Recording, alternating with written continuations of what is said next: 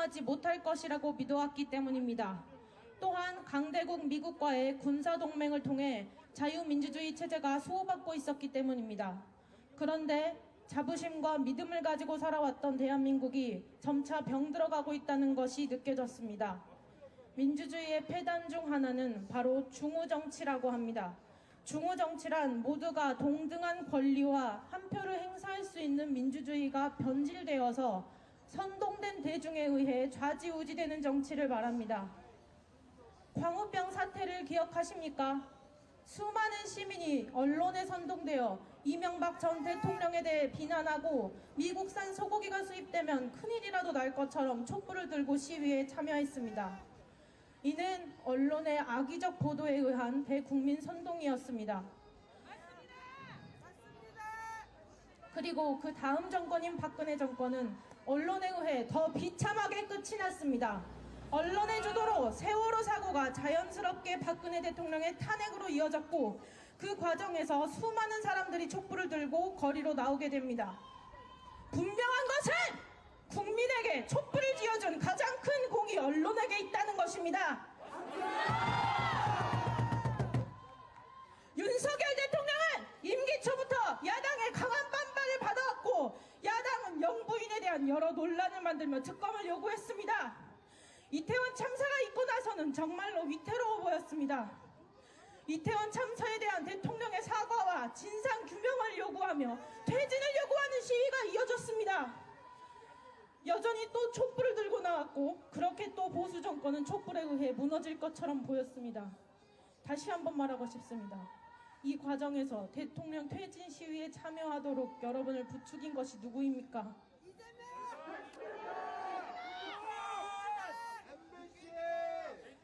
대통령 퇴진 시위에 참여하도록 여러분을 부추긴 것이 누구입니까?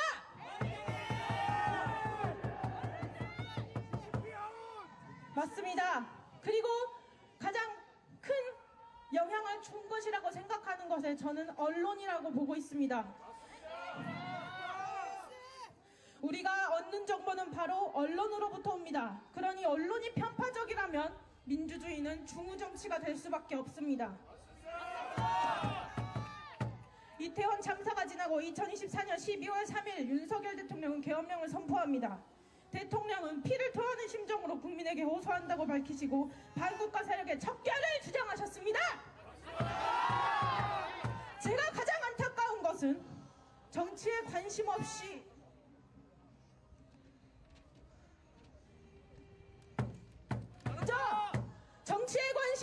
그저 언론의 뉴스를 꾸준히 접해온 국민들에게는 계엄령도 여야 간 정치 싸움의 일환이며 야당의 공격에 참다 못한 대통령의 선 넘은 공격으로 보였을지도 모른다는 것입니다. 그러나 수많은 국민들이 계엄령을 계몽령으로 부르는 이유가 있습니다. 많은 이유들 중 반국가 세력에 대한 이해를 도울 수 있는 내용을 말하고자 합니다.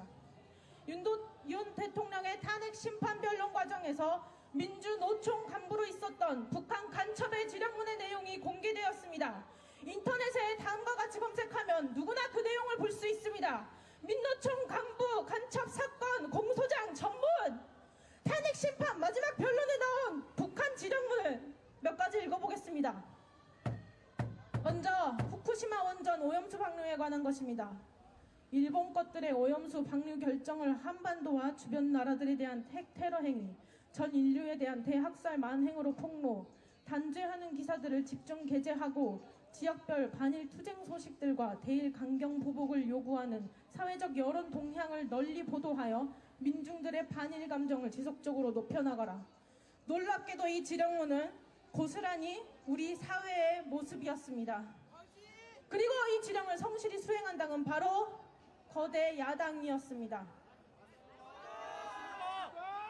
야당이 북한 간첩이 받은 지령문에 일치하게 행동했다는 것만큼 집중해야 할 것이 하나 더 있습니다. 바로 기사들을 게재하라라는 대목입니다. 그 당시 언론은 우연인지 아닌지 열심히 후쿠시마 원전 오염수 방류에 대한 기사를 보도했고 반일 감정을 부추겼습니다. 물론 반일 감정으로 끝난 것이 아니라 수산업계는 막다한 타격을 입었고 후쿠시마 오염수 괴담이 사실이 아님을 밝히는 데에도 국비 1조 6천억 원이라는 국가의 예산이 헛되이 소비되었습니다. 북한이 대한민국에 기사를 게재할 능력이 있다는 것이 놀랍지 않습니까? 그리고 그보다 더 두려운 것은 우리가 언론에 흔들릴 수밖에 없는 국민이라는 것입니다. 다음입니다. 윤석열 놈과 일가 족속, 측근들의 정치 추문을 집요하게 몰고 늘어지면서 적 처벌을 요구하는 압박 공세를 지속적으로 강화하여 윤석열 탄핵 투쟁의 불씨를 지펴 올려라. 왜인지는 몰라도 이번에도 역시 야당 세력은 지령문과 동일한 행보를 보였습니다. 이 지령문도 그저 간첩의 지령이 닿았을 수도 있는 시민단체, 노조단체에서만 행한 행동이 아니라 거대 야당과 언론이 함께한 행보입니다. 그리고 그 언론을 듣는 것은 우리 국민입니다. 다음입니다. 영업 일부를 진보당의 확고한 지지 세력으로 만들기 위한 사업에 주되는 관심을 들이며 영업 일부가 핵심적으로 참가하는 전국 민중행동에서도 진보당과의 정책 협약, 정책 연대를 맺고 공동투쟁, 연대 활동을 다각도로 벌여 진보당의 사회적 주의를 부단히 높여가는 데 이바지하라. 영업 일부가 무엇인지는 모르겠으나 진보당은 우리가 많이 봐온 당입니다. 광주에 통행량이 많은 거리면 10중 8구 윤석열 대통령을 비난하는 정치적 선동 문구로 플래카드를 걸어놓는 당이죠. 그리고 이 당이 북한에서 공식적으로 밀어주는 당이라고 말하고 있습니다. 또한 전국 민중 행동에 대해 찾아보면 노동자의 권익을 보호하는 것을 넘어 반미 공산주의를 추구하는 단체임을 알 수 있습니다. 대한민국이 아무리 다양성을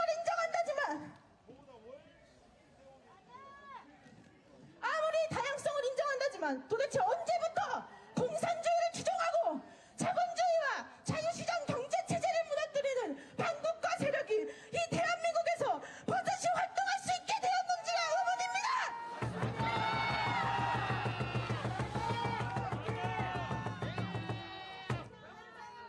끝으로 하나만 더 소개하고자 합니다.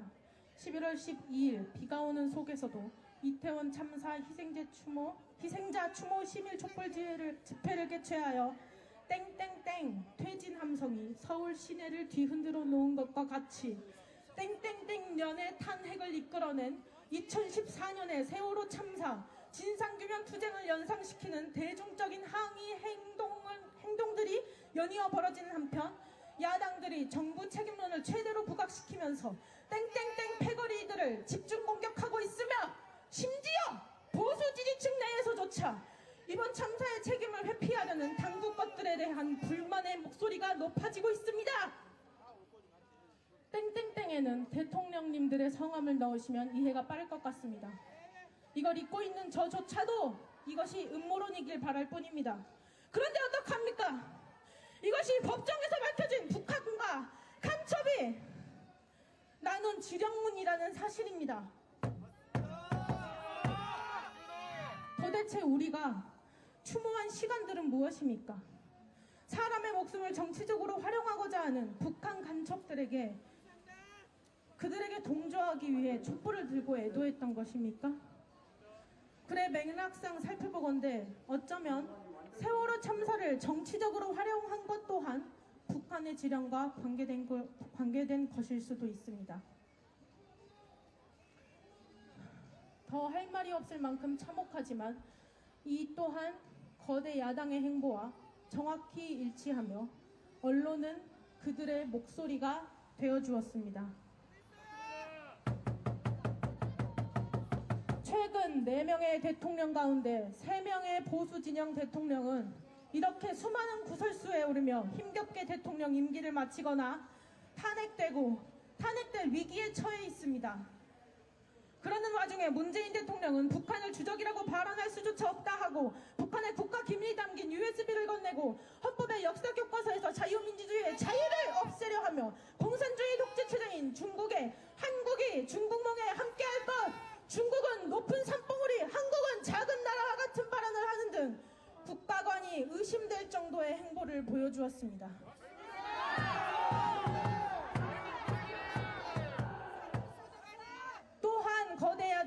간첩법 개정을 반대하고 간첩의 지령문과 유사한 행보를 보이고 있습니다. 나아가 대한민국 주류 언론들은 모두 그들의 목소리가 되어주고 있습니다. 뉴스를 제외한 유튜브나 다른 정보 매체를 가짜뉴스 취급하는 프레임 지겹습니다. 우리는 수많은 정보를 유튜브를 통해 얻고 살아갑니다. 때로는 그중에 거짓 정보도 있습니다. 하지만 우리가 유튜브에 떠도는 거짓 정보에 속을까 걱정합니까? 해당 영상의 댓글만 봐도, 다른 채널의 영상만 봐도, 관련 정보만 검색해도 쉽게 교차 검증이 가능합니다. 디지털 시대를 살아가는 우리 국민들은 누가 가르치지 않아도 디지털 리터러시를 습득하고 살아갑니다.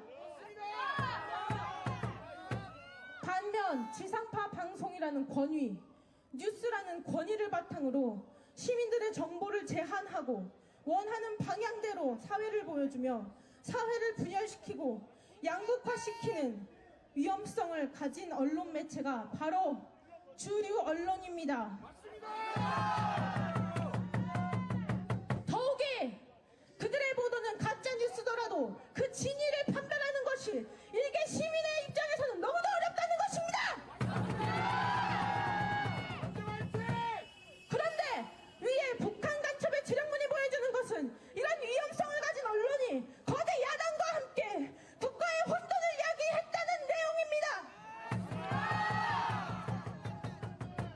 대통령 탄핵 심판 최후 변론이 있고 난 후 좌경화된 주류 언론들은 정당들의 의견을 전달한다며 남탓, 사과 없이 정당성 주장, 음모론, 극우 유튜버 개몽령 발언과 같은 내용의 기사를 보도하였고 다른 언론사도 최후 변론에서 있었던 여러 발언들을 재조명할 뿐이었습니다.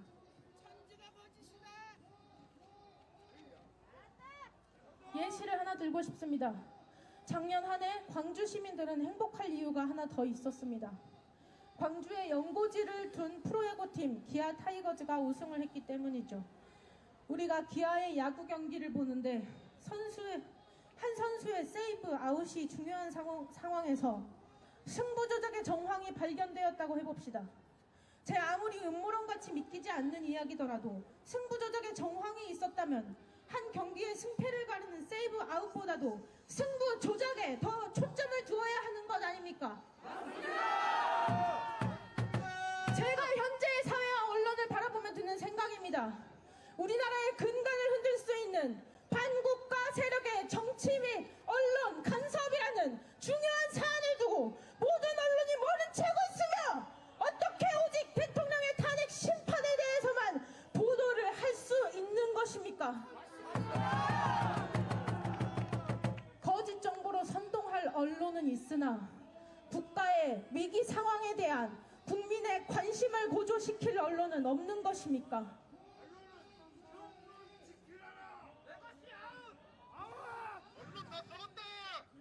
제가 좌나 우로 치우친 사람으로 보이십니까?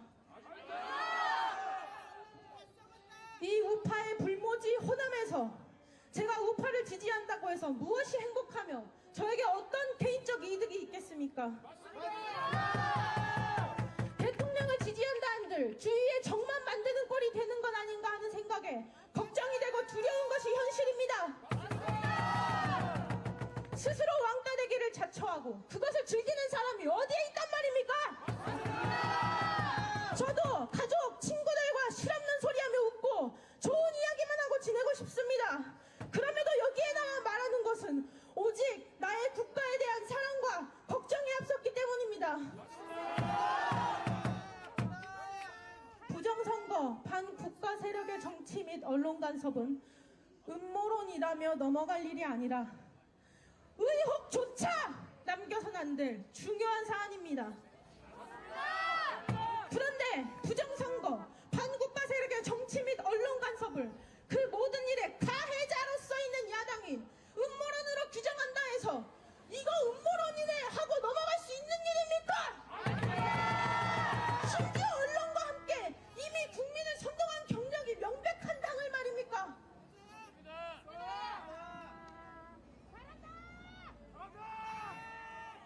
윤석열 대통령의 대통령의 탄핵은 반드시 기각되어야 합니다. 이대로 탄핵된다면 부정선거, 반국가 세력의 정치 및 언론 간섭은 지금이 아니면 다시는 꺼낼 수 없는 이야기가 될 것입니다. 결코 음모론이 아니며 최근 있었던 CPEC에서 본 것처럼 미국의 정부와 트럼프 대통령도 공식적으로 인정한 내용입니다.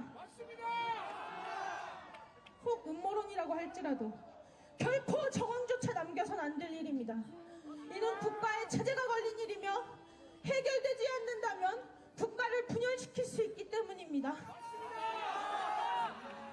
야당을 지지하시는 분들도 다시 한번 생각해 주시기 바랍니다. 윤 대통령의 임기가 고작 2년가량 남았습니다. 언론사들을 통제할 힘이 없어 내란 수개라 일컬어지고 헌법상 대통령으로서의 권한을 다하는 것이 전부인 대통령이 무슨 권력을 누리겠습니까? 제발 대통령께서 카레 뽑으신 일을 마무리 지을 수 있도록 도와주십시오. 국민 여러분, 제발 관심을 가져주십시오. 뭘 자꾸 말할 게 있어. 대통령이 잘했으면 탄핵이 안 되겠지 라고 말하거나 정치 이야기에 뭐하러 열을 올리냐며 관심 끄고 말을 하지도 말라는 분들을 보았습니다. 그런데 대통령의 탄핵 심판조차 극좌편향적인 재판관들이 맡고 있습니다. 스스로를 좌파라 주장하고 공식적으로 사회주의와 공산주의를 추종한다고 밝힌 사람들 말입니다. 국가 대통령의 탄핵 여부를 결정하는 가장 합리적이어야 할 자리조차 좌우 진영 갈등에 물들어버린 것입니다. 이 상황에서 도대체 어떻게 대통령이 잘했으면 탄핵이 안 되겠지 같은 무책임한 말을 할 수 있단 말입니까? 국가의 미래를 생각한다면, 다음 세대를 생각한다면 어떻게 그런 말을 할 수가 있다는 말입니까?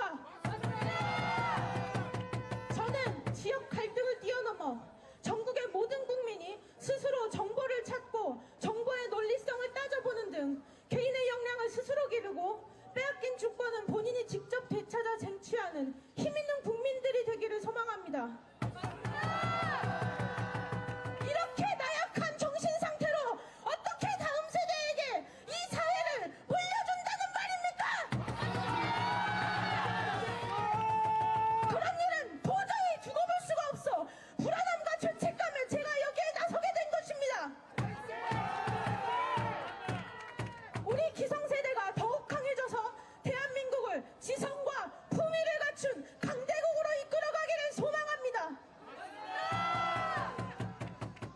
이상으로 호소문 낭독을 마치겠습니다.